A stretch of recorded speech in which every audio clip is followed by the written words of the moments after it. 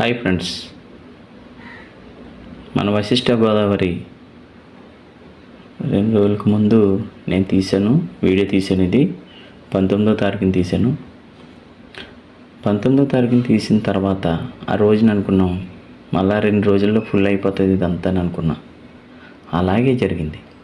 మొత్తం ఈ గోదావరి అంతా ఫుల్ అయిపోయింది. మొత్తం వశిష్ట గోదావరి చూడండి ఎలా ఉందో, ఫుల్ అయిపోయింది. నేను ఎదుర కొంచెం లోపలికి నుంచి తీసాను ఇది వీడియో. చూడండి మొత్తం ఫుల్ అయిపోయింది. ఇక్కడ గేలాలు కూడా వేస్తున్నారు.